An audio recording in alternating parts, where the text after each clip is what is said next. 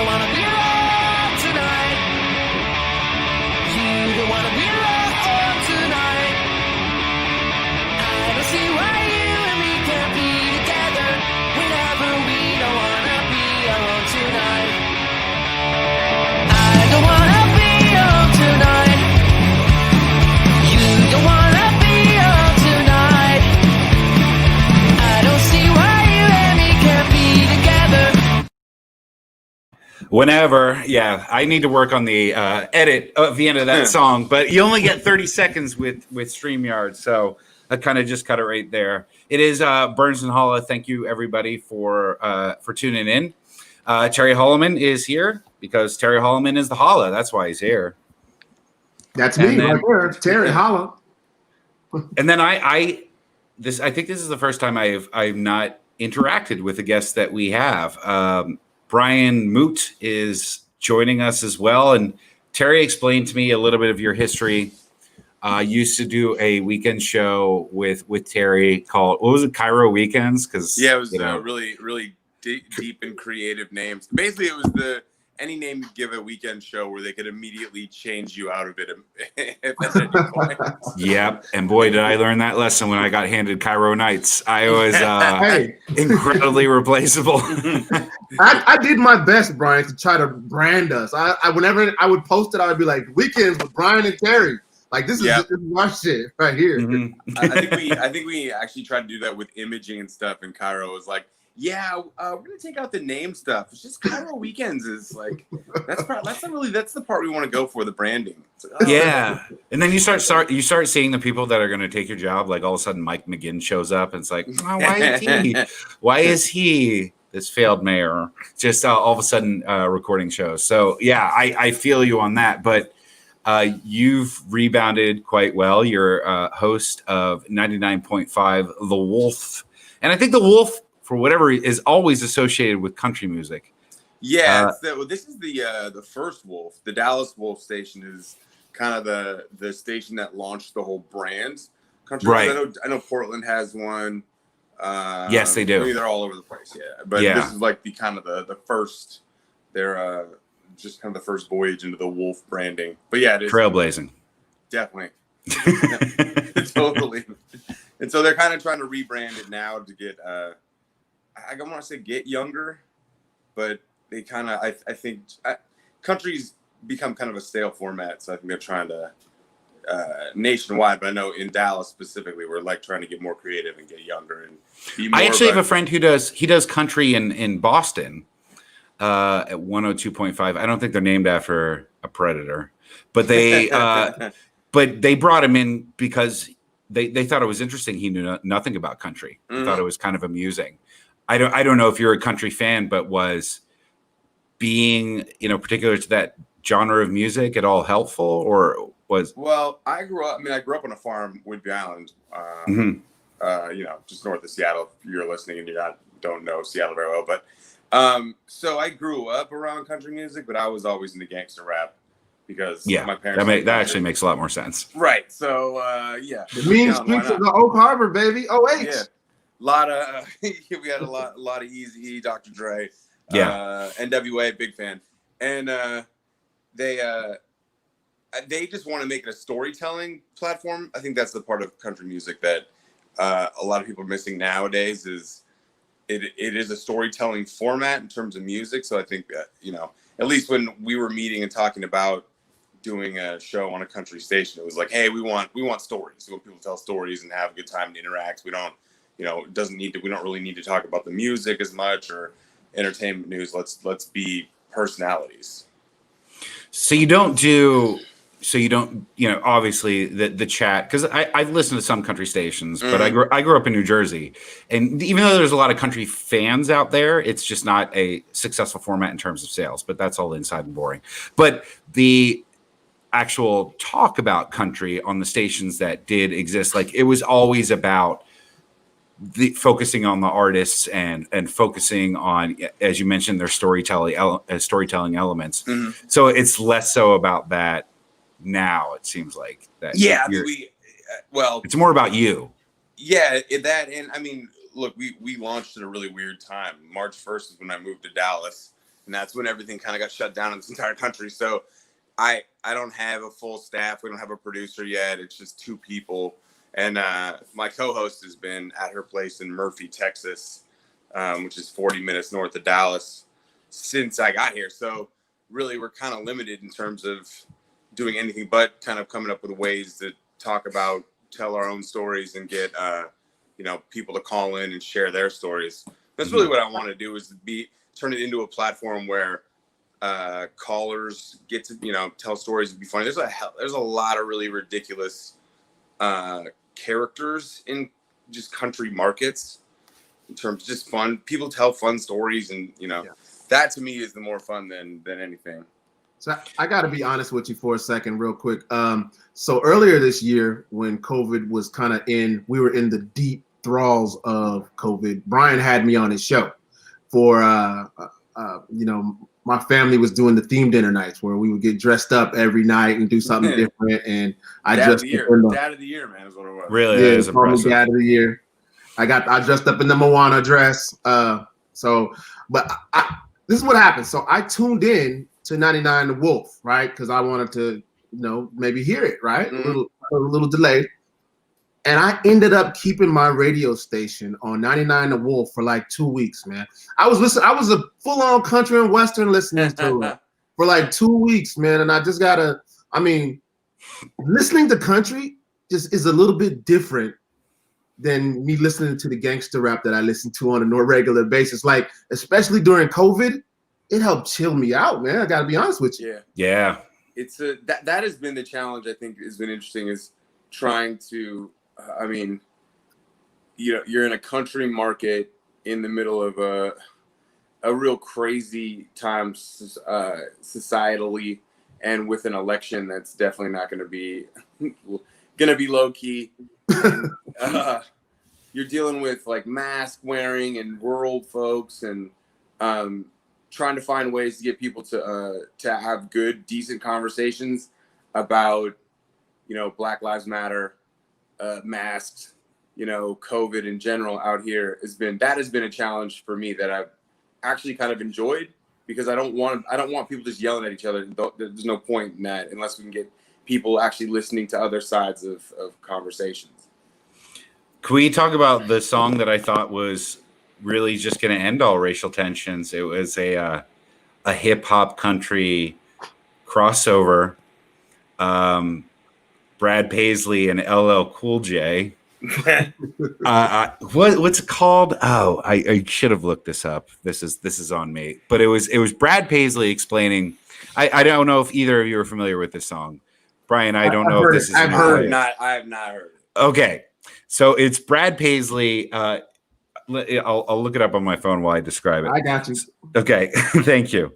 And LL Cool J, who was not their first choice. Like, they definitely. Because it was well past Mama Said Knock You Out, which I feel like was LL's last relevant moment. I feel like they were like, they grabbed LL because they're like, wait, isn't he on like a crime drama? That's right. Yeah, he's on CSI. Like he's something. He's not. Or NCIS. NCIS LA.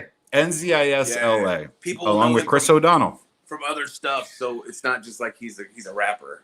He's an right actor now. Yeah, he's been introduced to. I'm sure he wanted to go with Will Smith. He seems like the go-to on that one. But I don't think Brad Paisley. I think that he knows probably LL Cool J and Will Smith, but they were probably throwing a lot of names at him that he was not familiar with. But the song starts. It's Brad Paisley is at a Starbucks on Main. I don't know in what city, but it's the Starbucks on Main, and then. He's getting coffee from clearly a black barista, because the barista he perceives the barista as kind of like looking at him a little sideways because he's wearing a Skinner shirt that has a Confederate flag on it. And what he wants the black barista to know is like, this doesn't mean that I support the Confederacy. I'm just a Skinner fan. And then the song is it's more about like, I'm just a white man from the Southland. I think it's called Southland, Terry. No, it's called Accidental Racist. Accidental Racist. Wow. Like, that's right. I'm racist right now. I didn't. I had no idea. Boy, so right, and then racism. I feel like I just realized why I don't know that. Like, I think it's amazing, Brian. He's trying to bury that real good. No, this should have been the moment. This should have like been the 7 years moment. old. Like all it took was a Brad Paisley, LL Cool J crossover, and we should all been like, you know what? Let's just forget all the Sometimes tensions people in the are past. accidentally racist, guys. Come on, let's. And then at the end, and this is like LL Cool J does like 8 bars maybe of rap, and literally says R.I.P. Robert E. Lee. Like as in, oh, and then this is the other line. If you can look past my gold chains, we'll forget about the iron chains. Wow. Yeah. I You had really no idea should that play Cool this J a was lot. that disillusioned, or maybe he did it for the paycheck. Oh, it was clearly for the paycheck. It had to, because Brad Paisley's huge. You know, he's the dude who sings. He was in the Progressive ads with Peyton Manning. Like what you don't realize if you're not a country fan is like it's kind of like if you're not in a mega church. These are hugely successful artists. Oh yeah. that sell way more than who you think of the most popular, pop artists. Like they're massive. And then when they go on tour, like I lived in Kansas City for a while, and Garth Brooks sold out the Sprint Arena 18 nights in a row, like a massive success. Yeah, so country fans still buy albums, they buy merch, they buy more physical copies. I don't, not to look, some of the demos. Say it, Brian. Don't tiptoe. Old people aren't as tech savvy, man. They don't know how to steal it for free. So they're still paying for it. On the older end of the demo. I thought you were about to say hip hop fans, we don't buy shit. We just bootleg it. No. I was gonna go ageist, not racist. Accidental ageist. Accidental ageist right there. Yeah, that's Accidental ageist. But no, man, Dallas specifically, it's interesting because there were like hundreds of concerts just on the calendar, and then they all got completely eliminated. So my nights have been freed up considerably by sitting in an apartment in uptown Dallas. So let me ask you, Brian, real quick. So you've been from Seattle, Atlanta, Los Angeles. Mm-hmm. You've been around the map, man. What is Dallas, Texas been like for you, man? That's my old stomping ground. I went to high school there, a little bit north of the city, but I spent a lot of time in that town, man. What has it been like for you? Well, it's hard to explain because I think being here now for me is weirder than it would have been last year. I mean, clearly this is a really weird year to be in a brand new format in a brand new city. I think what I've gathered is I had talks with people about country radio a few times, and Atlanta, I was always kind of like, Atlanta country radio is a little bit, it's a different, more rural, outside the city group of people. I'm not, I don't really, that kind of it, as far as me connecting, I'm not so sure about Atlanta as much as Dallas. Mm-hmm. The country demo is a lot more mainstream. Now you got your outliers on every side of it in terms of people who, whether they are a Democrat or Republican, I mean, clearly that's been polarized. Everything gets polarized now in terms of masks and COVID and stuff. What I have found, though, is that the country demographic in Dallas specifically, they just don't want you to call them an idiot. Even, regardless of what they believe. Because we got people on every side of every issue, because country is more of a liberal music format in Dallas than it would be in a lot of other cities. But what I found is that even when it comes to like Confederate flag stuff or Black Lives Matter, everyone is so used to just fighting now and being told you're stupid or you're wrong or you're an idiot, that if you just say like, look, I'm just trying to hear what you have to say. I have my opinions, you have yours. Right. We're going to solve it in 4.5 minutes between, unless we're going to play that Brad Paisley song. But it's a 5-minute long song too. I want to. So that's a lot of work they're putting in. So for me, it's crazy because I'm doing a lot more listening than I would have done in the past. In the past on various radio shows, my role has been more of to be someone that's specifically there to tell you you're wrong in a certain way, whether it's trying to be funny or not, or be more argumentative when you're brand new to a format in a new city. I'm just trying to figure it out, out folks. And, honestly, I don't want to come stomping in here with my, my Whidbey Island background, I'm gonna change the world. Like, I really just kind of wanted to get in here and learn and try to be as non-judgmental as possible, because it's so easy just to be like, country music, bunch of this, bunch of rednecks, that, versus actually listening to folks. Are you doing that though because you want to keep your gig, or do you really feel that way? A little bit of both. Yeah. I mean, even 100. Well, I mean, honestly, I do feel like being someone who has probably different political and social and social. I mean, I come from a social work background and teaching special ed, so I think that for me, coming in here, it was important for me not to just come in here guns blazing and being like, you're wrong, you're this, you're that. And, granted, I've gotten into it with a few people. I've been told that I'm wrong numerous times. I thought that was the whole ethos of Texas. Like you came in guns blazing and told the rest of the country. Kick in the saloon doors. Sheriff in town. The sheriff over here on the wolf. Bro, I don't know how much music radio experience did you have? Because it's such a different world. My first job was in music radio, and then immediately progressed from there to talk. And of course, they're both the same industry, but they're just significantly different days. I've worked in a few different music formats. Now I've worked in top 40 once. I've worked in that was music heavy top 40 in LA. And then I worked in a top 40 show in Atlanta. We only played one song an hour. So that was all just content. Mm-hmm. On top of doing news talk at Cairo. So I've done various content formats.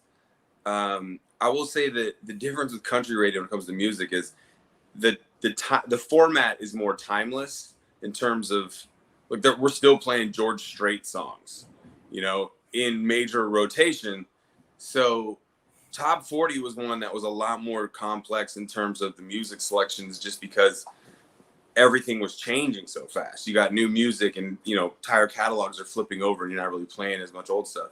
I will say that you really appreciate music when if it's a 2-person show and you're like, oof, man, if I was responsible for 36 minutes of talk right now, we would be like on a remote line too, where people's internet's going out and you're like, oh, this is so brutal right now. So did you ever do the show together in person, or is it 3 days? We did 3 days, and then she was banished to her guest bedroom studio. Which, look, I mean, the technology it's amazing that we can do a show like this even right now, live streaming.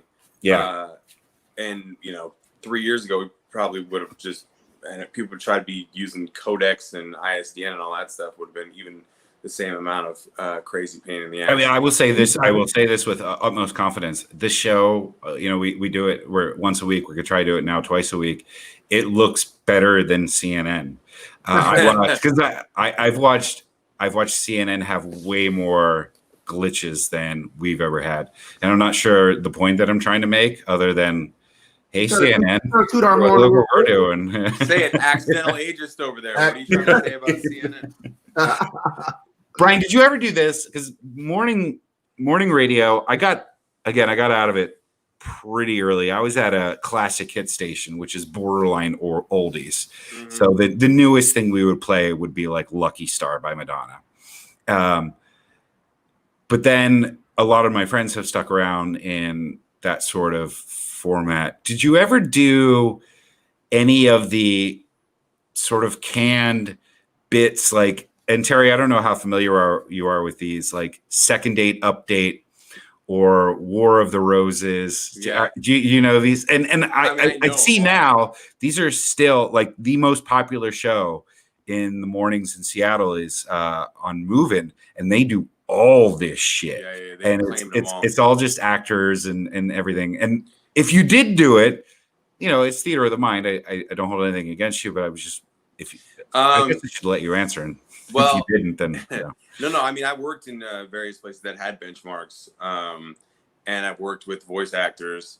Sometimes I judge some of those things based on, now that I know that a lot of them are voice actors, I will judge it based on, now I'm critiquing your ability to write and work with an actor versus the actual bit. Now I'm like, well, that's fair. If that's an actor, you probably could have done more with that. Yeah. The show I'm on now, on The Wolf, they specifically do not want that. the other country station that we kind of compete with, but we're all work for the same company. They do Second Date Update, and they do a lot of these bits that I've always found those to be a little bit logically a stretch if you're a listener, because who gets resolution in 3 minutes, right? Like, and there's just so many. So I guess not everyone is, in the industry. You're pulling back the curtain on the Wiz right now, man. What are you doing? I know you're not allowed dangerous. You're not allowed to call. You're not allowed to do prank calls. At the FCC, you used to be able to, and there were some great ones. And now you have to alert the person that they're on the air as soon as you put them on the air. Every once in a while, you hear people try to get around that, where they're like, you're on the radio right now. It's like, all right, yeah. Look, it's it's entertainment radio. I mean, I don't know. I understand. I'm torn on it, because I think if you do it well, I still think it's fun. I think can we just kind of like role play? Can we role play one, like you be Brian, the host, and then Second Date Update is that let's do War of the Roses, because War of the Roses was based on an actual prank phone call where they set up somebody. It was a real prank phone call forever ago, and the premise of the bit is you call someone from an unknown number, and of course they pick up, because who doesn't? Right, because we all and then you tell them that, hey, I'm with internetrosecompany.inc. We would like to send you a free dozen roses. Little do they know that their spouse is on another line listening to this whole thing. We're going to see who you're going to give them to and what you're going to say on the card. Exactly. So there's several variations of this. So they're like, yeah, who, what name? And then of course the name is never the name of the spouse. It's whoever the guy is cheating on. Secretary, of course. Or whoever. Right. And so the call comes in. It's like, it rings. It's like, hi, this is Randy. They always just announce their names right away, because you need the expositional things. So yeah, well, and you have to. The problem with doing any of these bits is that you have to edit them down to like 3 minutes on the front end, and maybe you're going to come back after this next song. We're going to find out who he gives the roses to. Right. But you're chopping and chopping and chopping and editing so much that it's almost impossible to make them sound natural, because you're right. You skip all the pleasantries and go straight to, now we already know your name, which is just something. Yeah. And like other things where you don't have to convince them that this rose thing is real. First of all, no one's ever in the history of flower shops aren't killing it hard enough to be giving away all these free roses. Never. So if anyone's ever given you free roses, it would have been a radio bit. Yeah. And they're always like, I know, I'm not interested. And they're like, are you sure it's free roses? And they're like, okay. They're for Vanessa. Like sometimes they even start like offering information that has not even been requested by. I tried to submit I tried to get an endorsement with 1-800-Flowers when I was in LA, because Ryan Seacrest says Ryan's Roses, and we weren't doing that on AMP. And I was like, why can't I get a flower endorsement? And the commercials would be like, give them to your side chick, your wife, your girlfriend. The promo code works for everybody. In fact, I encourage you to go get a side chick. And they're like, hey, we think that's funny, and we like ran it up the chain at sales, but then they got mad that maybe it's a little too exposing. I don't know. I was like, whatever. It's the thing with music content radio is, why I'm glad that we're not doing that stuff, is I don't have any actors. I really have to, and it is kind of a challenge. I really have to depend on getting really good phone callers and getting good topics. And I have to screen the phone calls too right now, because we don't have anyone else in the studio but me. So it's kind of chaotic, which makes it exciting. But also if I don't get anybody good to call in, it's just going to be me and my co-host talking about whatever. And I despise prep sites, like just radio prep sites where they're just like, hey, these are the surveys you should talk about today. And then everybody gets the same stuff. And granted, don't get me wrong, there's been days where you roll in and you're exhausted and you're like, I just need to kill the 6 o'clock hour is so dead right now with no one really commuting and not as many. So you're like, I just want to get through this next 3 breaks in the 6 o'clock hour and just chat back and forth. I don't want to try to burn anything creative right now. Mm-hmm. What's your longest break? Right now we're under 4 minutes per break.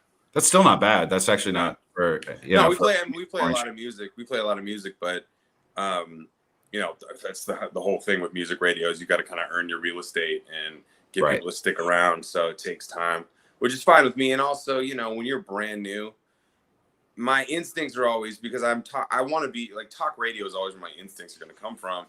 And so I'm comfortable doing longer breaks, and you start to get kind of that barometer of forward momentum and everything like that when you're even doing talk radio. But it is nice to know that you only have to be good for 4 minutes, you need to be good for 4 minutes, but you also don't have a whole lot of time to screw around and spin your wheels and not accomplish anything. Right. Especially when you're new and you're kind of figuring out chemistry, and ideally down the road, this show will build into one that's a lot more of a ensemble cast than just two people, because two people is an awkward conversation for radio generally. I like at least three in a studio. Then it feels like everyone's having a good time for entertainment radio. But you know what I mean? Like two people going back and forth, sometimes you just feel like people are just eavesdropping on a weird conversation. I guess it depends on who the third is. I had this one guy named Frank, and it was just like, why are you here? But it's it sounds like a Frank would always be like, why are you here? Yeah, that's true. There's never like, Yeah. It's just a why are you here name. What are you doing? Are we all talking about the same Frank? Yeah. I think there's only one Frank in radio, and he's just always the why are you here guy. Yeah, he stinks. He's terrible. And he's nice. He's a really nice Frank. He's kind, but he adds nothing. Frank, you still here, Frank?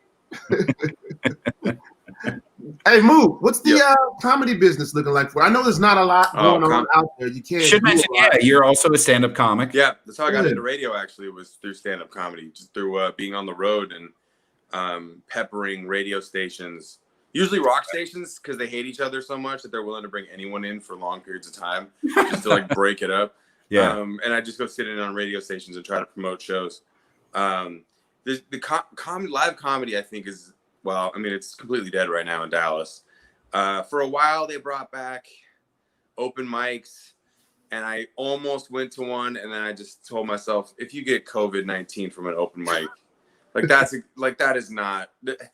the worst way to get coronavirus, to be from a dirty microphone at Hyena's Comedy Club on a Wednesday at 11 o'clock with no one in the audience. Like, just why does no comedy club ever have a dignified name? I don't know. Go Bananas. I don't know. There was one in the Poconos. Poconos is a small, mountainous region in Pennsylvania called Poconuts. But it's always like ha-has or giggle beans or something. And then the Looney Bin in Oklahoma. And then you have some of those brilliant voices have to plug. Yeah, I'm going to be at the Looney Bin this weekend. Right. I don't know. I think it's I don't know why it's such an old thing, but like, giggles and chuckles and yuck yucks, and there's hecklers in Victoria, which is just a terrible name for a comedy club. Charlie Goodnights, that's the only one that I've ever heard that actually has somewhat of a dignified name out there. The Spokane Comedy Club. You really nailed it. It's like the Washington football team. Like, I feel like just being literal sometimes is better. Tell me what it is. We don't need to make this like I'm not gonna go. I'm not like, if anything, your creative name makes me hate you more. So I probably will go. I don't know if live comedy at clubs I don't know if it's gonna bounce back very soon. I feel like if people are looking at their options for entertainment, you're probably not going to roll the dice on Hyenas or Chuckles or Giggles or Go Bananas. You're probably going to save it for larger venues where people can do distancing and wear masks and not. Because there's a solemnity to the COVID preparation process that sort of takes away from the fun of going to a comedy show. Yeah, I mean, comedy clubs at their best. Always, you felt like you might get an infection, of some sort. You know what I mean? Like the tables. But you get 2 for 1 appetizers. Come on, man. You got that's right. Potato skins and hot wings. That's a good point. Yeah, you get the hot wings from the night before. They just reheat them, and you get it for cheaper during happy hour. Some of the comedy clubs I worked at are just so disgusting. Like the tables, the back, like just this.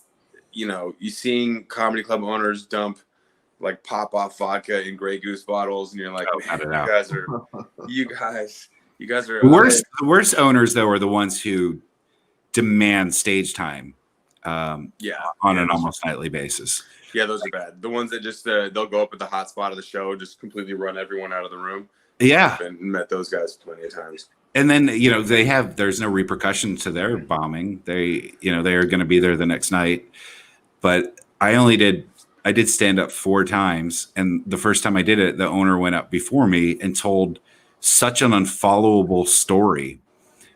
But it didn't matter. There wasn't that. Mm-hmm. For him, there was no flow of the show. It was like, I need to get up here and talk about why my wife is just a bitch. Like, and it was just 20 minutes of him just like slamming his wife. Like this is my therapy. You guys are doors here. And then of course has to like plug, as you mentioned, the drink specials on the way off, which is it's a strong closer. Yeah, it's a great closer. Like, anyway, thank you. They're vodka soda specials right now. Yeah, we're only together because of our shit kids, but also jalapeno poppers are on special till 8 p.m. Yeah, I didn't know. I tried stand-up comedy for the first time at Giggles in the U District in 2006, and I just moved back to Seattle. I was teaching special ed in Kent, and I needed something to do, and I always thought comedy looked like fun, but I'd never really studied it. I didn't know anything about it. I honestly thought that Comedy Central like had live cameras in every comedy club and would just pick you or something. I didn't know how that worked. I remember I got off stage. It's Netflix. Yeah, right. I didn't know how any of the format went, and I didn't know how I did because I was so nervous. And then this dude went up after me and he's like, "That's Brian Moote, everybody. He's available for kids parties." And got a laugh, and I was in the back like, "Am I fighting? I have to fight this guy now?" I got to go. I got the squad now. It's like I run it. It's like, did that guy just make fun of? I'm so confused because, like, I was coming from a world of like playing sports where I was like, I think I'm fighting that guy now. Yeah, like, I think I have to fight that dude. I kind of wish there was more of that, actually. Right? Like, he just stormed off the stage. I was like, I ain't having that. I guarantee you, if show you a kid's party for a punch. Yeah, if that happened, people would come to shows a lot more. True. Oh, yeah. Brian Moote, will he end up fighting? Will he snap? He's got anger issues. I was so desperate for a laugh. So the first time I did, I was so dry mouth, and I skipped a joke, which connected my first and third joke. So and then I had to go back and be like, recap. Yeah. Imagine like watching a movie and then like at some point the protagonist is like, "Oh, what we forgot to tell you is something that should have happened 10 minutes ago." That's the flashback. They call that a flashback in cinema. Yeah, it doesn't really work so well. not so well in comedy. I was doing it with my friend Ray, and he still has footage of this because he ended up. It was an open mic contest that night, and I don't remember if he won, but he got to the end, and I did not even get close. And I was up there all dry mouthed, and my first joke bombed, and he brought along his uncle, who worked at. His uncle was kind of a simple dude. He worked at a grocery store and was in charge of restocking corn. And so he just hated corn because like all he thought about was just like all this corn he had to lift to put the corn back. So at some point, I'm so desperate for an audience reaction. I'm like, "Hey, Gary, fuck corn, right?" And he's like, "Yeah, yeah. Why not? I got something." I mean, I've had some rough ones, rough shows. I think my most embarrassing moment was last Comic Standing audition, and I forgot my joke on stage in front of Greg Giraldo and Andy Kindler. And they're like, Giraldo especially vicious, man. Yeah. And I'd met him once or twice before, and he's like, "Oh, yeah, I bet you saw that going a different way." And I'm like, yeah, I did, Greg. That's fair. Yeah, that's fair. Yeah. He thought his life going a different way, and then lasting longer than it did. Yeah, that's a good point. R.I.P. Kindler. Oh, Kindler got me too, man. He Kindler was like, "Well, I mean, you can try. Feel free to tell it if you want to." And then I started, and he goes, "Never mind. That's not going to go well at all." I hate Andy Kindler. Yeah. I actually one night I was up in my boozy days, and then he was complaining about some joke that Ricky Gervais made. So I just this is back when I was verified and mattered. So I started attacking Andy Kindler, right? for being. I hate his state of the comedy address that he does in the Montreal. Yeah, We're getting very inside, but he does a state of the comedy like he's the overseer of comedy, and this is what it's at.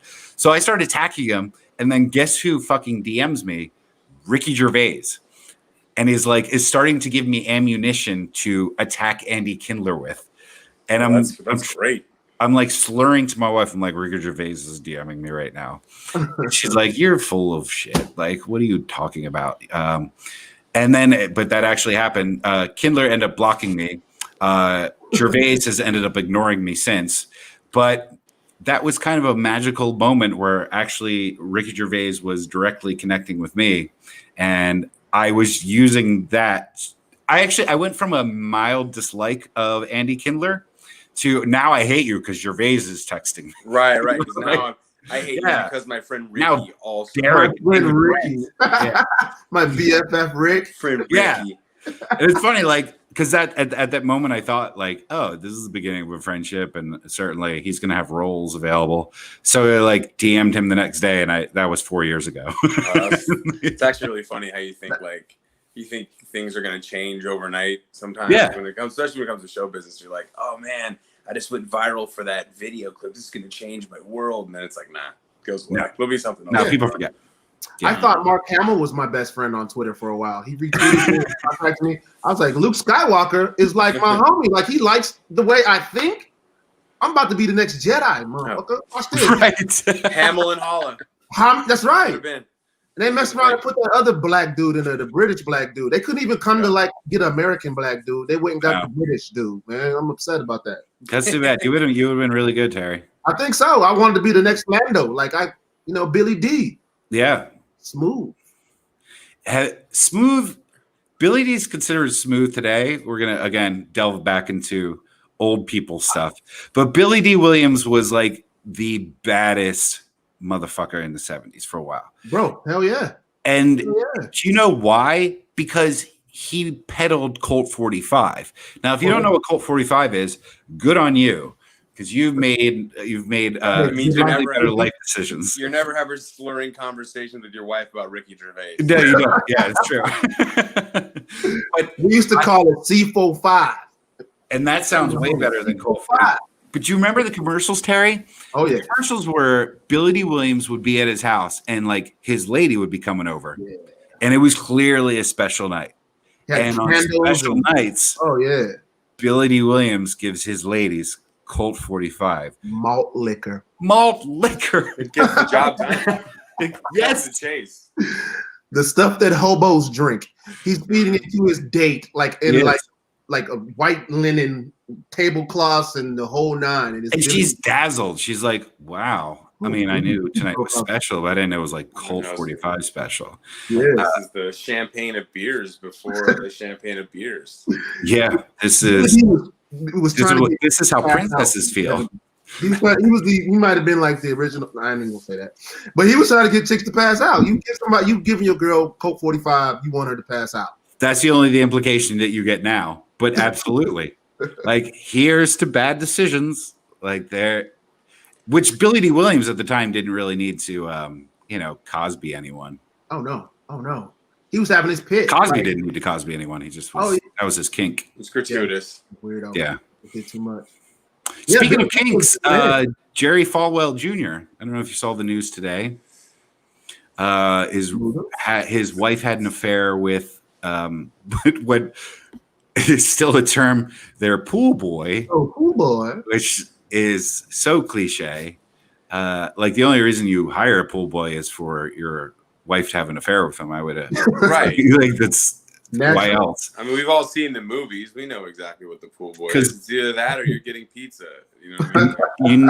You apparently need to be insanely in shape to be a pool boy because it's so taxing. Because otherwise, the pool repairmen that I've seen are all just fat, chubby dudes. But a pool boy is a thing all unto its own. So it was revealed that his wife has been having a long-term affair, including a cuckolding situation where Jerry used to sit in the corner and watch someone have sex with his wife. And I don't know how to feel about all this because it feels completely unshocking, to be honest. It's not, yeah. It's one of those things that it started trending today, and I saw pool boy Jerry Falwell Jr. I'd already seen that picture of him last week with his pants unbuttoned on a yacht with some girl that also had her pants unbuttoned. Yeah, that was weird. Like he was drinking black water because apparently he pledges to be a non-drinker. Yeah, if you have a boat, you drink. Like that's just you have to. Yeah. So I feel like none of it was surprising. It just kind of and right now you got all these these Democrat like the political conventions going on and just chaos every day. That this pool boy news is kind of like. All right, well, then I guess. Okay, sure. Somehow they Liberty University, which is this school, the unaccredited school that Jerry Falwell Jr. oversaw for quite a while, I think since 2006 or something. They asked their students who, despite the fact that it is an incredibly, conservative Christian school, what sort of classes they would like to see. And the number one answer coming back is pool maintenance 101. Yeah, that's strong. That's a strong answer. It makes me like all those. I mean, I would have immediately not liked any of those kids, but now you guys got a sense of humor about the whole thing. I don't think any of them really go to that school by choice. It's just something they're sort of ushered into. Yeah, it's the whole thing is a weird situation, and it just for some reason I guess. I don't know. I hate to say that. I'm numb to cynical being shocked. I'm just numb to being shocked by weird stuff this year. But the thing is I guess like I'm seeing people who I know that there's a hypocrisy factor in that he's clearly has shamed other people for whatever sex stuff they're into. But then does it make you better to shame him if he's into what you would deem unusual sex stuff? I mean, I don't know. I think the dude's trash, but there's and this is definitely the most salacious thing that's come out about him. Mm-hmm. But I don't know. I hate to see like people just violate their own principles to go after a guy. Like if he came out and he was having an affair with the pool boy, would people start making some sort of homophobic remarks just because it was Jerry Falwell? Maybe. I mean, I feel like the story's so weird, but also it's kind of like, oh man, maybe you're a little more like a lot of us than we thought with your pool boy weirdness. You know what I mean? Like, okay, now you can get off your high horse of judging everybody and be like, you know what, my wife really is into pool boys, and I just wanted to help her out. It's like, all right, man. And let's clear this up. I saw pictures of the pool boy today, and he's a gorgeous pool boy because all pool boys are just stunning. Stunning you are very comfortable within your own skin, Zach. That's what I like about you. You can understand why Mrs. Falwell was totally into the pool boy. Picture him getting out of the pool that he's probably never going to come out and say those things, though, Brian. Like he will never come out and say, "Okay, you got me." I was, I've been, a little freak all these years, and it's okay for you guys to be a little freak too. Come to church on Sunday. It's gonna be alcohol and asking for forgiveness and taking time to reflect on the pool boy situation. Please respect my privacy. Right. Maybe I should learn how to run a skimmer so I don't have to get a guy. Yeah. I mean, most pools are self-cleaning, so again, the role of a pool boy is specific. Like you don't that specific role as a pool. That's it, and it has nothing to do with cleaning. I don't think it does. I don't even think he's probably very good at operating a skimmer, unless not that kind of skimmer. No, he got his own skimmer. So you did mention the DNC was last week. I skipped most of it, but I did watch Biden, and I thought it was great. I will never be full 100% like, yay, Biden, but I was in. Especially he quoted Seamus Heaney, which is one of my favorite poets. That made me really happy because hey, I like the same thing as this guy. And then it it felt, pretty unifying, and I don't get swept up in the pageantry of the DNC or the RNC. But then we have this week. Last week was somewhat predictable. You had the people you would thought. The Clintons came out. Barack Obama did, what Barack Obama does. Michelle Obama did what Michelle Obama does, which is, dazzle. And then this week, I don't know what to expect. I know it's happening right now, and I appreciate everybody who's not watching it and watching this instead. Go to Mediaite tomorrow, and you'll see all the highlights. But Trump is speaking every single night, which I don't think actually is a mistake for him. Everybody just wants to hear from him. Start of the show. We're going to hear from the couple in that St. Louis gated community that had their guns out as a Black Lives Matter rally passed from them. We're going to have Robert Sandman, I think is his name, the Covington high school kid who supposedly, was incredibly disrespectful to that indigenous person. Scott Baio, I don't know. But Scott Baio is big. Yeah, he loves Trump. But it's funny, it's easy to mock that lineup, but people identify with them a lot more than that Imagine video that circulated on the internet. 3 or 4 months ago. Yeah, it's. I would argue that it's better to have celebrities that have become celebrities for the reasons like the St. Louis couple.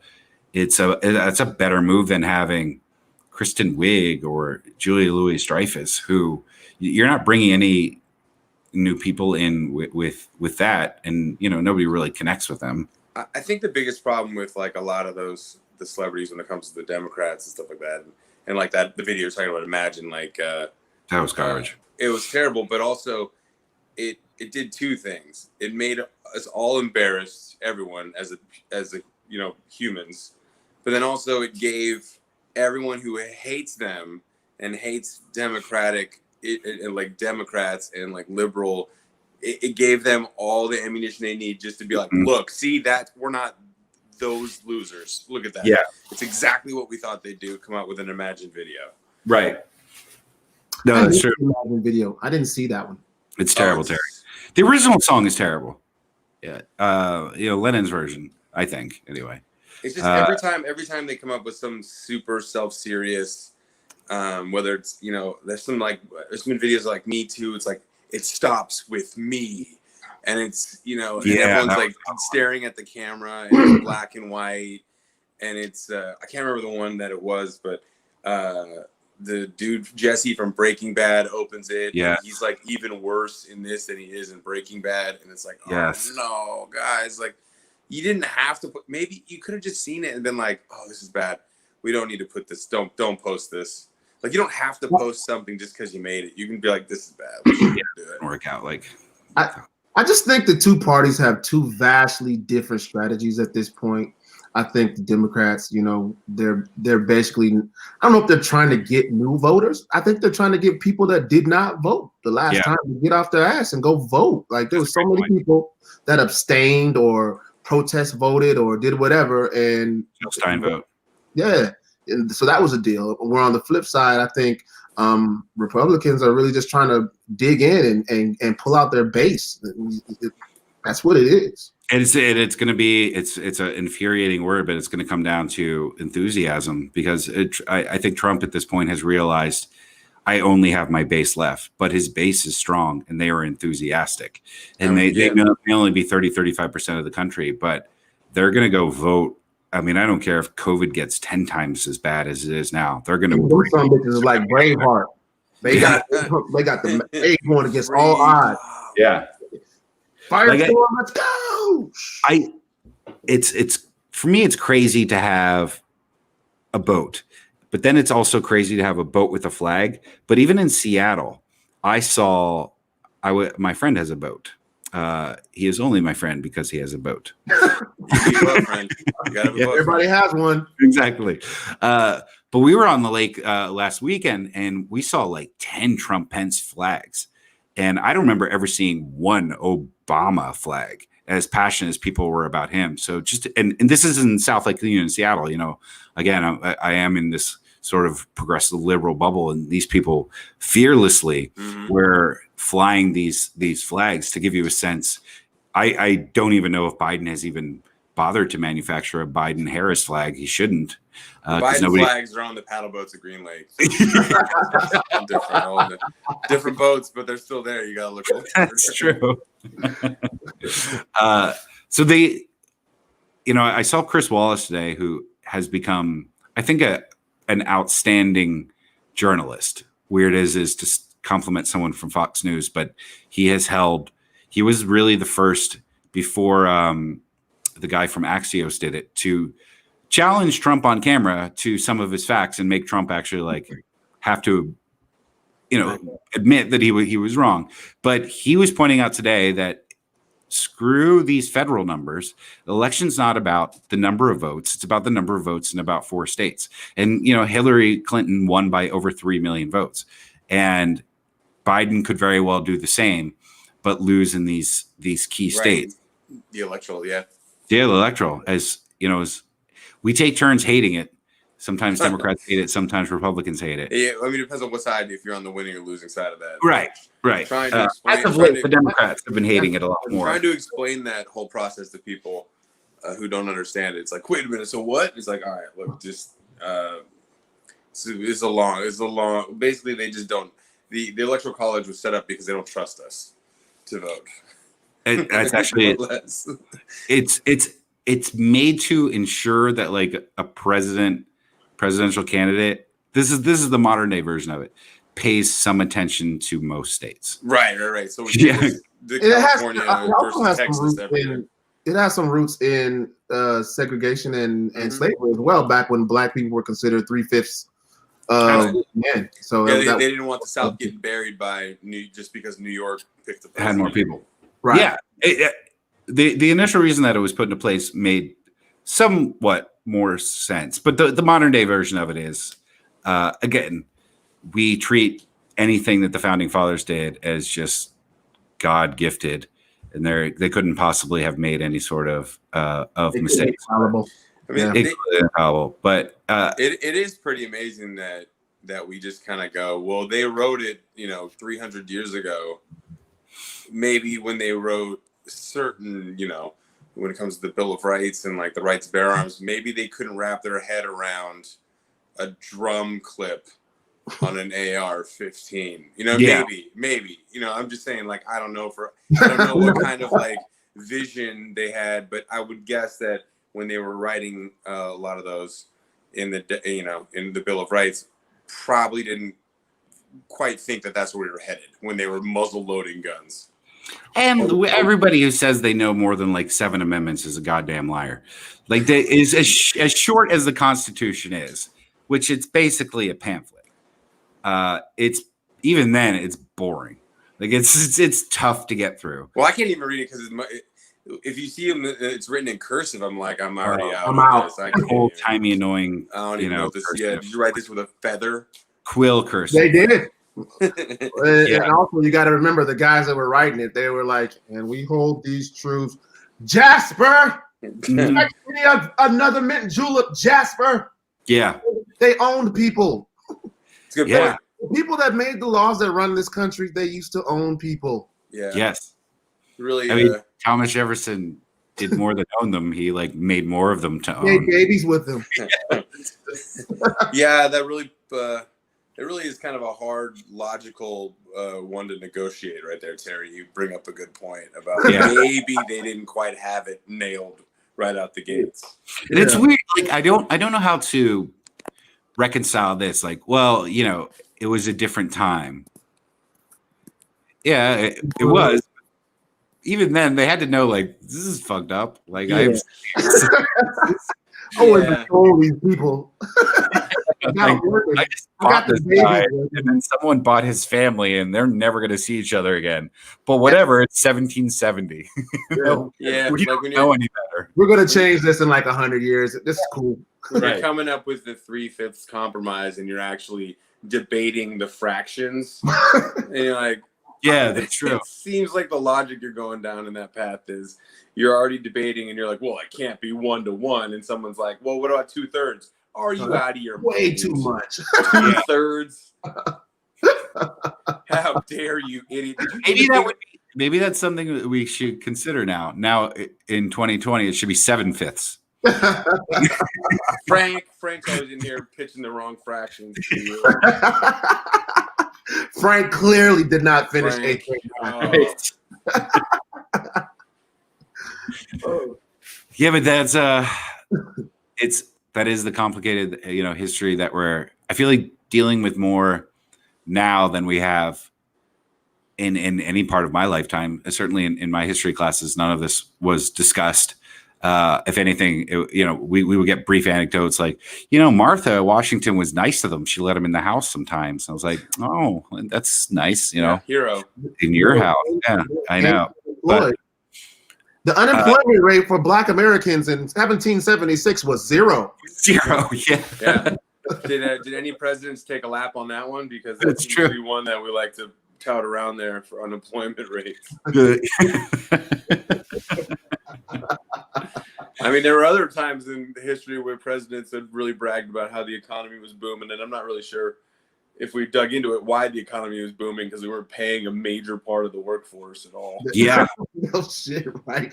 And another one would, they would demand some sort of wages, and then we would go to another part of the world and just sort of pluck people from there. The railroads were essentially built, nearly pay free by the Chinese, and then that was after there was some sort of emancipation for Black Americans. A lot of our infrastructure was gratis. Like we really didn't have to pay anything for it. Wonder how anything works these days. Like how do we even make profit now? Shit. I mean, we got to actually pay people. You have no idea how difficult it is now, Terry, for business people. Like Jeff Bezos has got to figure it out. You pay them shit, and then you make everybody feel like, well, if the billionaire pays a little bit more, he's going to leave. And that's sort of just the ethos of American business now. The GDP dropped by 33% in Q2, and we just erased all coronavirus losses. So every economics professor and history professor ever should be fired. Because none of this makes sense. I've been trying to figure this out. Like, I honestly, just as somebody who watches, I'm looking at the TV and I'm seeing for the past 4 or 5 months, the Dow Jones continually ticking up. Yeah. How's this shit going up when people don't have jobs and the shit is shut down? And I don't know. How is it going up? Terry, is it going up, or are they just putting a number on the screen? Depends on what channel we're watching. Listen, I'm not to be conspiracy theorist, but some deep fake shit going on right there. And I'm not rooting against it because I have money invested in the stock market like everybody else. So that's good.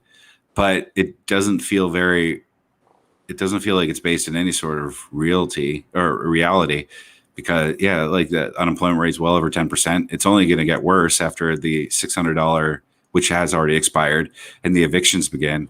So this is where we always end the show on a goddamn note of despair. That was a joke, man. Hey, money. Well, we did solve some fraction problems earlier. We did. We decided that Frank isn't always a creep. So goddamn, that's funny. I think that would be a great sketch to hear that whole fraction argument. Clearly there was negotiations. They weren't just like 3/5. Someone came in. One enlightened soul, maybe. Like, what about a whole person? They were like, from, tiny people. Like, you had to adjust your wig on that shit. Right. Yeah. You said what? Yeah. Made my wig fall off a little bit. I got some of that powder in my ears. Hold on. Yeah, the weird powder. And then at some point, two gentlemen shook hands and was like, 3/5 it is. 3/5 it is. There we go. So it shall be done. Should we go run it by anyone else? You know what I mean? see what they think. You're never gonna believe this, Jefferson. You're 3/5 now. Yeah. Nah. Well, that's why Jefferson ended up having 6 kids with Sally Hemings. Yeah. Just because, he wanted 4 in total. Well, the conversion, yeah. I mean, it's like Technically, I only got 4. it's like when you convert Canadian children to American. It's a different number. Don't even get me started on the southern border. But again, the world is on fire and everyone is doomed. And thank you so much for watching, Brian Moote. I appreciate you. Good luck. Have fun with the country. Check out Accidental Racist. It is absolutely the moment I thought this nation would be finally healed, and who else would be a part of that besides the Progressive Insurance guy. If I learned one thing tonight, I know one way I could end a Brad Paisley interview real quick. Bring up that song. Yeah, I'm pretty sure. Probably true. Watch how fast the Zoom call drops. Hey, you seen LL around lately? Well, except for on his massively successful TV show, but he doesn't really talk about race issues so much on that. Oh, it also has the line, and maybe this should be the last line of the night. The Mason-Dixon needs some fixin'. I remember that. Yeah. Yep. So good night, everybody. YouTube.com/Burns and Holla, Facebook.com/Burns and Holla. And Brian, where can people find you? At Moot Points on Twitter or Moot Comedy. Just there you go. Track me on social. I'll post things there. You'll find are you on the Insta? Are you TikToking? A little bit, but it's just such a commitment. You didn't stop. And I don't trust China. All right. Mason-Dixon needs some fixing, everybody. Have a great rest of the week. See you, dudes. Bye, man. Good to see you, Brian.